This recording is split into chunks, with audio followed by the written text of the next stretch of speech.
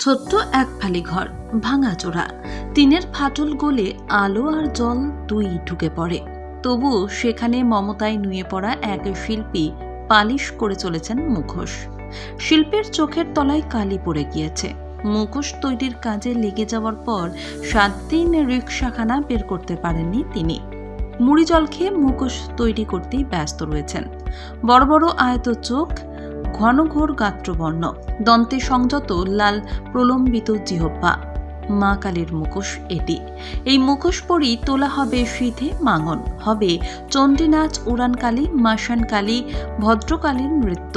তাই এই মুখোশকে সবটুকু নিবেদন আর শ্রম দিয়ে বানান শিল্পী।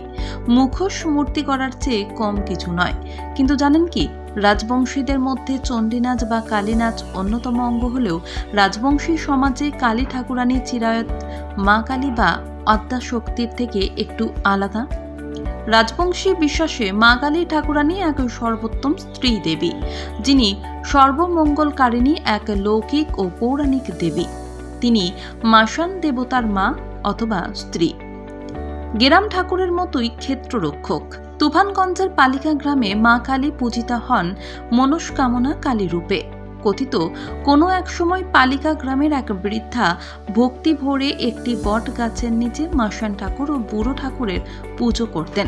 গ্রামের মানুষদের কাছে এই বৃদ্ধা এই দুই লৌকিক দেবতার মাহাত্ম্য বর্ণনা করতেন এবং সেই বর্ণনা করতে গিয়ে কালী ঠাকুরানীর স্বপ্নাদেশের কথা বলে গিয়েছিলেন। স্বপ্নাদেশের কথা শুনে গ্রামের মানুষ বৃদ্ধা গত হওয়ার পর মায়ের মূর্তি গড়ে পুজো শুরু করে। খুব অদ্ভুতভাবেই সন্নিকটস্থ একটি মরা বিল পুজো শুরু হতেই জলে পরিপূর্ণ হয়ে ওঠে। তার নাম হয় পালিকার বিল এবং তখন থেকে সেই বিলে স্নান করে মায়ের পুজোর রীতির প্রচলন শুরু হয়।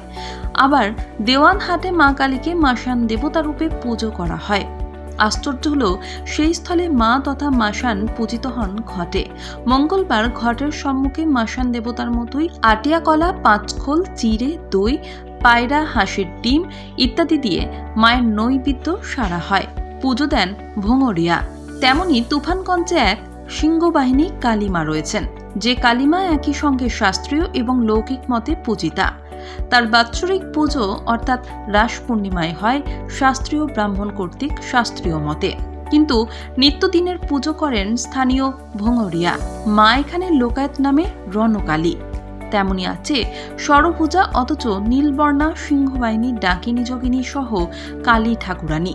তবে অদ্ভুত ব্যাপার হলো, মাধাই খালের কালী ঠাকুরানী মা এখানে ভদ্রকালী রূপে পূজিতা।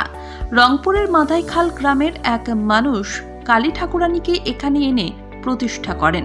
সেই থেকেই মা এখানে ভদ্রকালী রূপে পূজিত হন।